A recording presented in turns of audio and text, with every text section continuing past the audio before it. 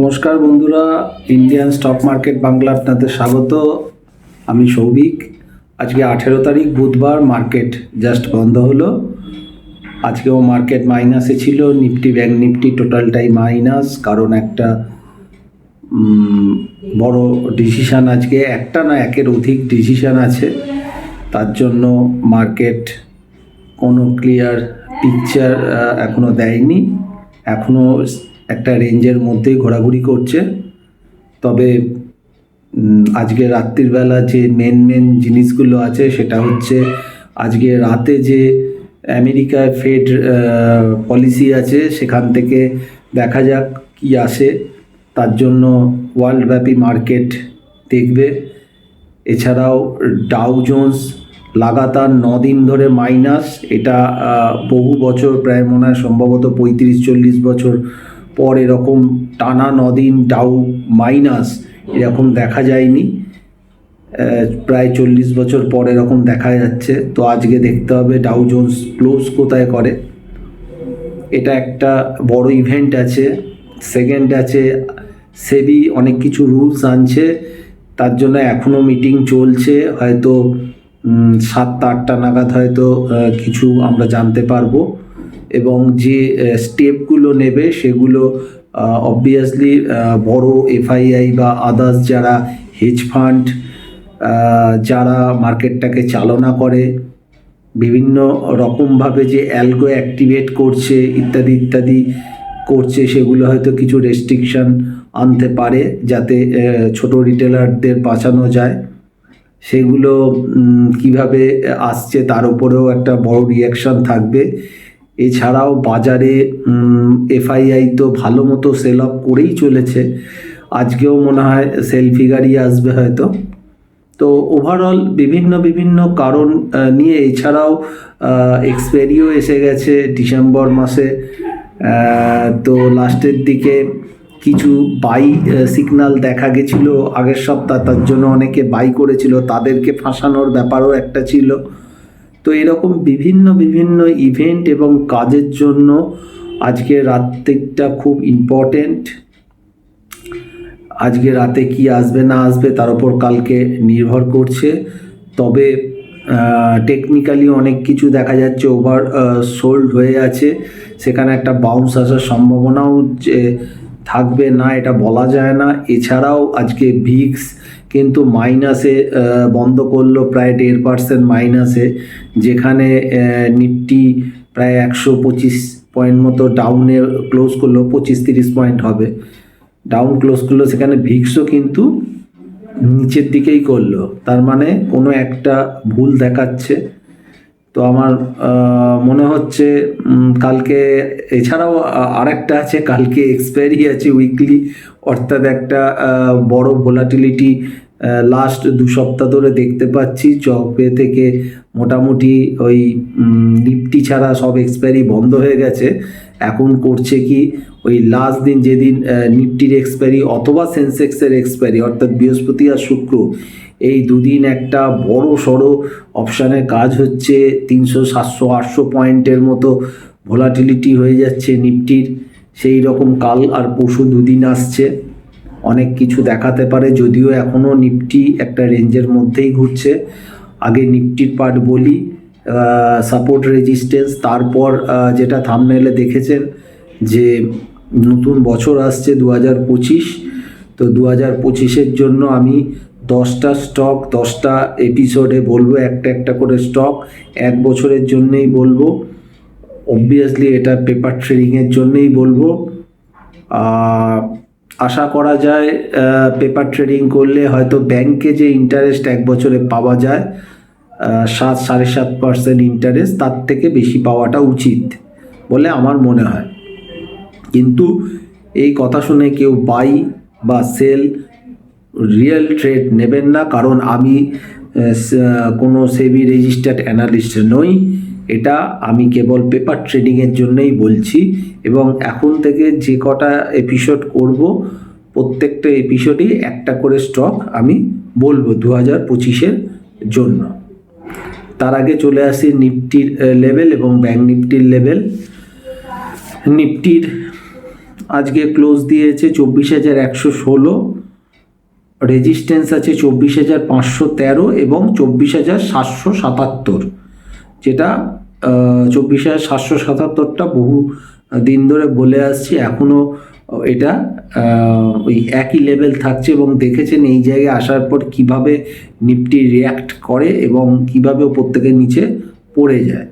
তো যাই হোক, একদিন না একদিন হয়তো নিশ্চয়ই ক্রস করবে, এটা স্বাভাবিক, কিন্তু এখনও অবধি এটা রেজিস্ট্যান্স আছে, এই দুটো রেজিস্ট্যান্স সামনে থাকছে। আর নিচের সাপোর্ট আছে 24,033 এবং 23,873, এটা সাপোর্ট আছে। অর্থাৎ এই দুটোর মধ্যে কাছাকাছি এলে আপনারা রিভার্স ট্রেড যদি মনে করেন পেপার ট্রেডিং করতে পারেন বা দেখতেও পারেন। এগুলো জাস্ট একটা এডুকেশন পারপাস, আমি লেভেলগুলো বলছি। আর কালকে বৃহস্পতিবার তো একটা বড় ভোলাটিলিটি হওয়ারই কথা এবং গ্যাপ আপ গ্যাপ ডাউন সেটাও হয়তো বড় সড়ো হতে পারে, তার জন্য আজকে লাস্টের দিকে ভোলাটিলিটি সেরকম হয়নি। সকালবেলা আধ ঘন্টা 1 ঘন্টার মধ্যে 2-3 বার যা জার্কিং দিয়েছে, তাতে যারা উল্টো দিকে কাজ হয়েছে তাদের অনেক টাকাই গেছে। এরপর কি হলো, প্রিমিয়াম মিটিং হয়ে গেল, সারাদিন ধরে মাইনাস বা নেগেটিভ একটা ভিউ রেখে প্রিমিয়াম মিটিং হলো, কিন্তু কিছু কিছু জায়গা পজিটিভ ইন্ডিকেশানগুলো ছিল। তো কালকে দেখা যাক কোন জায়গায় যায়। এরপর আসছি ব্যাঙ্ক নিফটি।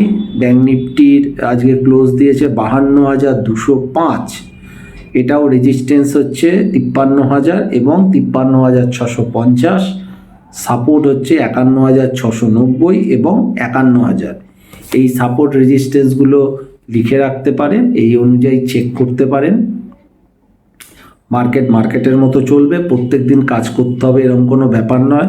একটা জিনিস আজকেও দেখা গেল, যখন টিভিতে সাপোর্টের কথা বলছে এবং ওপরের দিকে যাবে বলছে, সেইখান থেকেই ফ্রেশ সেল অফ চলে এলো। অর্থাৎ এগুলো হচ্ছে বড় যারা মার্কেটে কাজ করে, তারা বারবার এই ছোট ছোট আমাদের মতো ইনভেস্টারদের ট্র্যাপ করে এবং তাদের পয়সাগুলো খাওয়ার জন্যই এই জায়গাগুলো করে, যেটা আগের ভিডিওতে আমি অনেকটা ডিসকাস করেছিলাম। তো যাই হোক, এই যে লেভেলগুলো আছে এইগুলো দেখে কাজ করুন, বা যদি মনে করেন হাত গুটিয়েও থাকতে পারেন। মার্কেট কিন্তু ভোলাটিলিটি চলবে আপ টু মার্চ মাস অবধি, আমার তো মনে হয় এরকমই চলবে। তারপর ইমিডিয়েট বলতে পারছি না কি হবে, কিন্তু আরও 1-1.5 মাস যাবার পর তারপর একটা পরিষ্কার বোঝা যাবে। এখন বোঝা যাচ্ছে মার্চ মাস অবধি অনেক ইভেন্ট আছে, সেই ইভেন্টের জন্য ভোলাটিলিটিটা থাকবে, স্টক স্পেসিফিক কাজ হবে। তো এবার চলে আসি, যেটা বললাম যে নিউ ইয়ারের জন্য যে 10টা স্টক, তার মধ্যে ফার্স্ট স্টক আজকে বলবো। আবারও বলছি, এটা কিন্তু পেপার ট্রেডিংয়ের জন্য, এবং ব্যাংকে যে 1 বছরের রেট অফ ইন্টারেস্ট দেয়, মনে হয় তার থেকে একটু বেশি আসলেও আসতে পারে, কিন্তু রিয়েল ট্রেডের জন্য আমি এটা বলছি না। এই সম্পর্কে আদার্স পরবর্তীকালে কোনো আপডেট বা কিছু দেব না, এটা আমার কয়েকটা বার করেছি, মনে হয়েছে 25-এ, তাই জন্য স্টকগুলো দিচ্ছি। আজকে যে ফার্স্ট স্টক দিচ্ছি সেটা হচ্ছে আম্বার এন্টারপ্রাইজ। মোটামুটি মার্কেট ক্যাপিটালাইজেশন 20,343 কোটি টাকা আছে, খুব ভালো কোম্পানি। বর্তমানে যে বহু যে এসি থেকে শুরু করে অনেক কিছু আমাদের ইলেকট্রনিক্সে সেখানে জিনিসপত্র এরা তৈরি করছে, খুব ভালো কোম্পানি। দাম অনেকটাই বেড়ে গেছে, এর আগেও আমি অনেকবার আম্বার এন্টারপ্রাইজ সম্পর্কে বলেও ছিলাম, রেকমেন্ডও করেছিলাম। আজকে প্রায় 6,000-এর দোরগোড়ায়, সম্ভবত ফ্ল্যাট পজিটিভ বা ফ্ল্যাট নেগেটিভ আছে। এই স্টকগুলো সাধারণত মার্কেটের ওপর কোনো কাজ করে না, এরা নিজেদের মতোই কাজটা করে।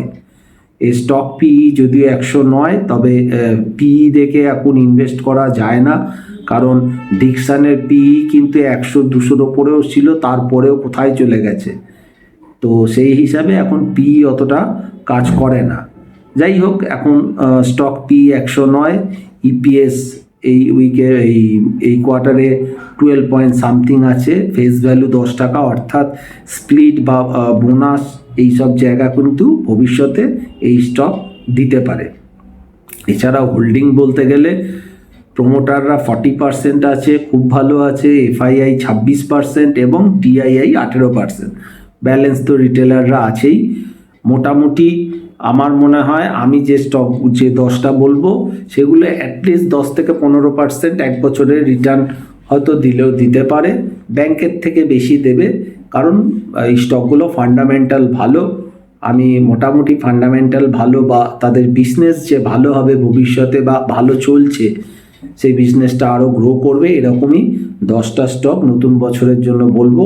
কারণ ওই প্রত্যেক দিন মাল্টিব্যাগার স্টক বলে ভিডিও করাটা সম্ভব নয়। আপনাদের প্রত্যেকেরই টাকা সীমিত, আপনাদের কেন, আমাদের যারা যারা আমরা ছোট ছোট রিটেলাররা আছি তাদের প্রত্যেকেরই টাকা সীমিত। অর্থাৎ প্রত্যেক দিন যদি আমি স্টক বলে যাই তাহলে দেখা যাবে কত স্টক নেবেন। এছাড়াও প্রচুর যারা ওয়াচ করেন তারা প্রচুর অন্য ইউটিউবেও ওয়াচ করেন, তারাও স্টক দেয়। তো এত স্টক দেখলে নেবেন কিভাবে?